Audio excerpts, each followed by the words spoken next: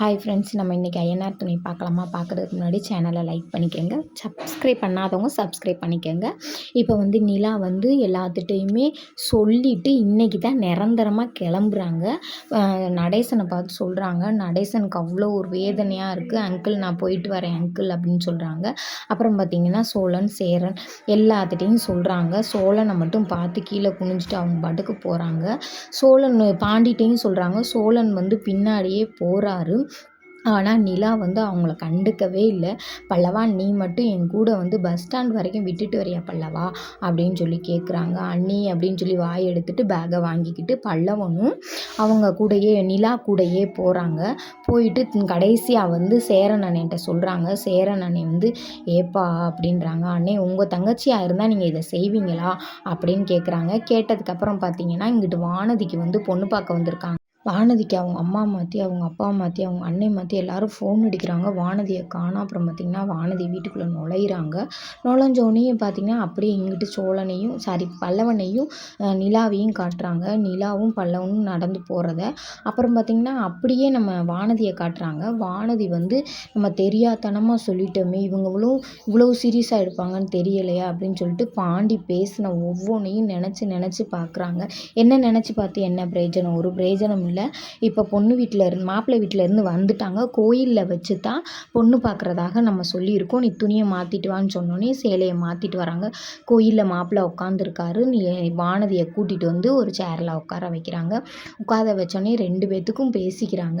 நம்ம என்ன தெரியாத பொண்ணாக பார்க்குறோம், தெரியாத மாப்பிள்ளையாக பார்க்குறோம், 2 பேர்த்துக்கும் தெரியும், சின்ன பிள்ளையிலேருந்தே பழக்கம் அப்படின்னு சொல்லி சொல்கிறாங்க. நாங்கள் தேதி குறித்து வச்சுருக்கோம், நீங்களும் பாருங்கள், தேதி ஓகேனா அதே தேதியில் முடிப்போம் அப்படின்னு சொல்கிறாங்க.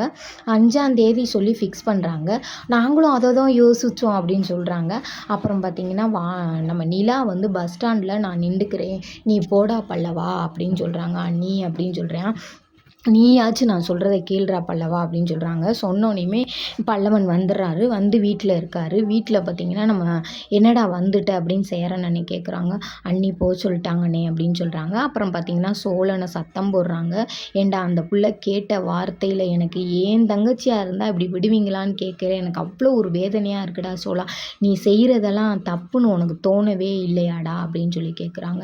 நான் ஏதாவது ஒன்று அப்போ அந்த நேரத்தில் நான் கேட்டிருந்தேன்னா நீ செருப்பை கழட்டி அடிச்சிருப்பா அப்படின்றாங்க.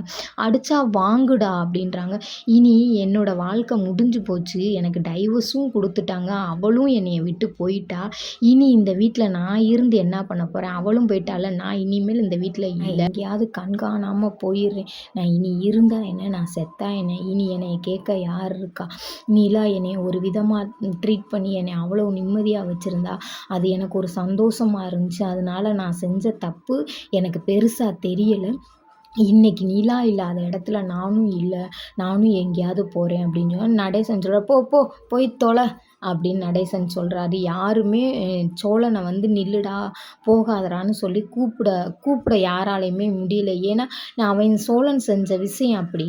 அப்புறம் பார்த்திங்கன்னா நிலா எங்கே போகிறதுன்னு தெரில. கோயிலில் போய் உட்காந்து நிலாவை போலீஸ் ஸ்டேஷனில் சோழன் பேசினார்ல, அது நினப்புக்கே வருது. அப்புறம் கோயிலில் உட்காந்துருக்காங்க. இனி நிலா என்ன முடிவெடுப்பாங்கன்னு நிலாவுக்கே தெரியல.